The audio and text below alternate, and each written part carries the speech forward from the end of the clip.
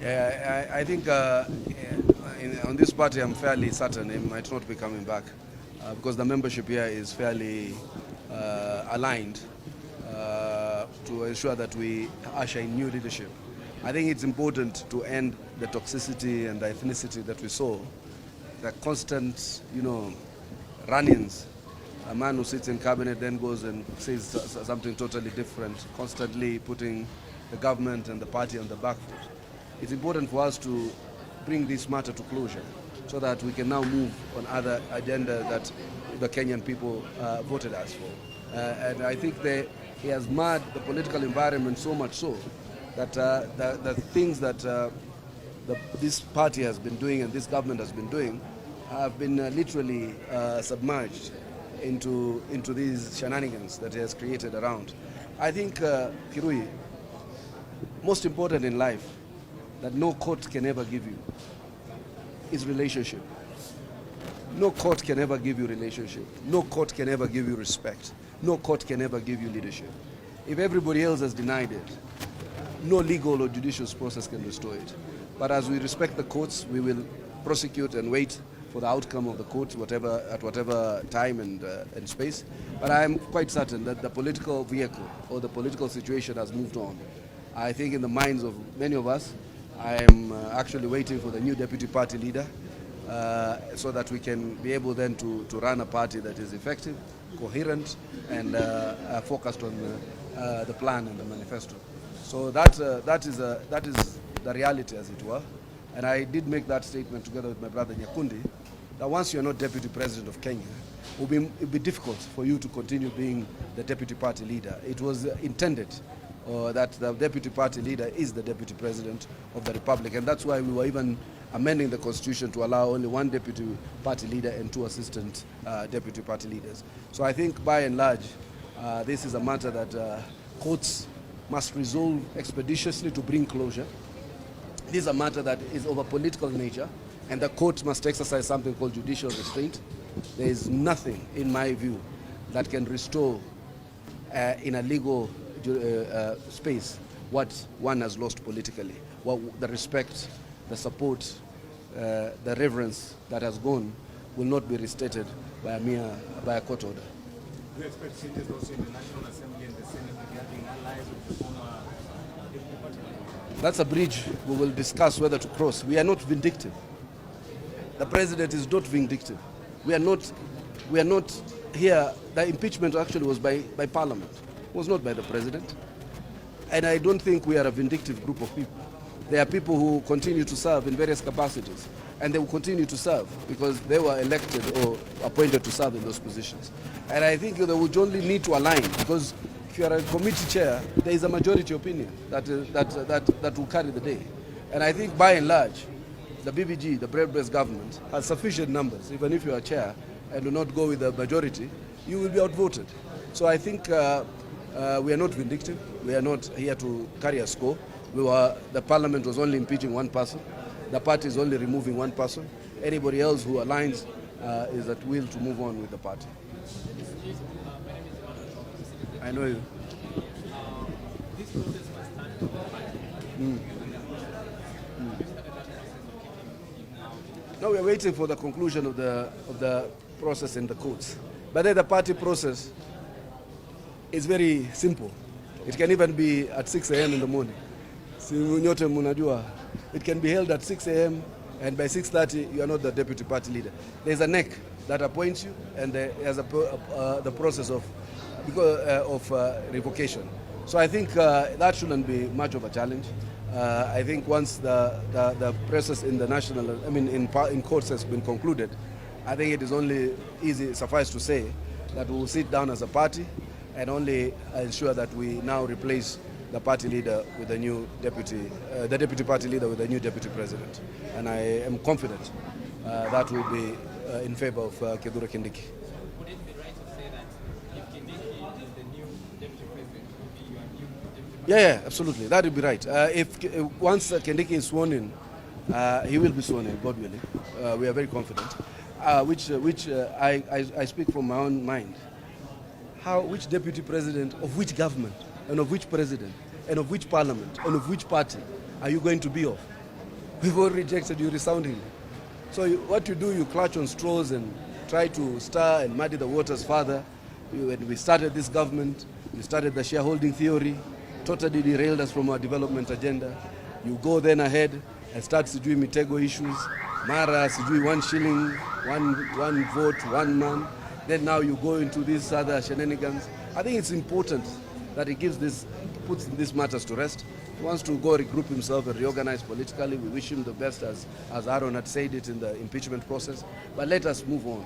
I don't think there is anyone who will accept any other situation other than what is reasonably legitimate and what we need to take judicial notice of. I don't. How will he be deputy president to anybody? How will he be deputy party leader to anyone of us? So I think it's a fait accompli. Kuna wale ambao wanahisi kwamba kuna majeraha ambayo yamefanyiwa chama hasa katika wafuasi eneo la Mlima. Mnapanga mikakati yoyote ya kuweza kushughulikia hili? Hili jambo halikuhusisha Mlima. Hili jambo lilikuwa ni la mtu mmoja binafsi. Mlima hujazungumza kwa lugha ya kuleta mgawanyiko, ni mtu mmoja binafsi. Wako viongozi vijana wazuri kabisa kutoka Mlima wamesimama na Wakenya wengine. Ndini Nyoro, kina Kimani Ichung'wah, kina ndugu zetu kama vile kina Eric Wamumbi. Ndindi kidogo alimwona ako hapo katikati. Watu kama vile kina Jen Kagiri na wengine. Yani iko majina mengi mpaka I am not able to rank the commitment. Hata pale ilipokwenda katika impeachment, mliona vile viongozi walipopiga kura. Magavana wale wamesimama na William Ruto, kina Cecily Mbarire, kina Waiguru na wengine. Kwa hivyo hakuna mtu akona vita na Mlima. Mimi wengine, hakuna mtu hapa akona vita na Mlima. Kama mtu ameambiwa kuna vita na Mlima, ama mtu wa Mlima amefikiria kuna vita na wao ama sisi tunapigana, basi amejishawishi ama amejihadaa kwa namna zake. We are only dealing with a problem ambayo ilikuwa imedhiri. Nyote mnaishi ndani ya hii Kenya, mumeona vile ilipokuwa akiendesha siasa, muliona vile alipokuwa kikejeli uongozi, mumeona. Wewe unaambia wenzako ati mpaka Disemba hii msipojisalimisha mnatoka. Ukimaliza hili analeta lile, ukimaliza lile anazua lile. It's important for the country and the leadership and the government and the party to have stability and end the toxicity so that we can proceed with the issues around delivering for this country. Kwa hivyo hakuna mtu, naweza kuhakikisha hakuna mtu mwenye vita na Mlima, hakuna mtu ambaye hako na ghadhabu na Mlima. Sisi tulikuwa tunaendeleza mtazamo wa kumondoa mamlakani kiongozi mmoja ambaye ameleta uhasama mkubwa katika serikali na katika chama. Hakuna zaidi hapo.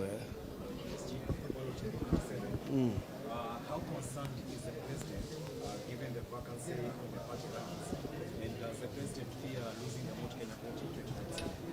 I wouldn't say that I speak for the president on this matter. The president is steady. I think he has studiously continued his responsibilities as president, even as Parliament proceeded with the impeachment exercise. And we are not in any way worried of any constitutional lacuna. The Deputy President of Kenya is designated Kindiki. There is no constitutional crisis, there is no crisis in government. People continue to serve in their various capacities, and every role and function and services of government continues to operate in a situation of normalcy. So I don't think there's any. In terms of the Mount Kenya vote, we are continuing to evoke a perception that there's a shift. I can tell you, if we go to elections today, and the president is able to position his agenda on what he has done for the country and the various political formations and regions, I think the record will speak for itself, particularly at that time when we get to the 2027 elections. Ya mwisho hiyo tafadhali.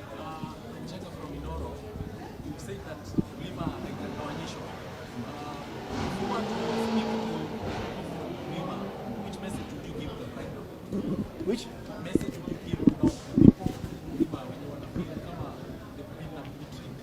now hizo hisia nimezisikia, lakini hapa ndani ya hichi chama tuko na vijana wengi sana kutoka Mlima. na katika wabunge wetu tuko na wengi sana, na wanajua hakuna mtu ambaye anapigana na wao ama anashindana na wao ama ako na azma ya kuleta uhasama baina mlima na maeneo mengine ya Kenya. In fact, wao kama ujumbe ni wa kuwapa, wampekue zaidi huyu jamaa Rigiji. Amewaletea toxic narrative, amewaleta uhasama mkubwa sana, amewafanya wafikirie wamedhulumika, wakati katika kushirikishwa katika serikali kila mtu amepatiwa nafasi yake.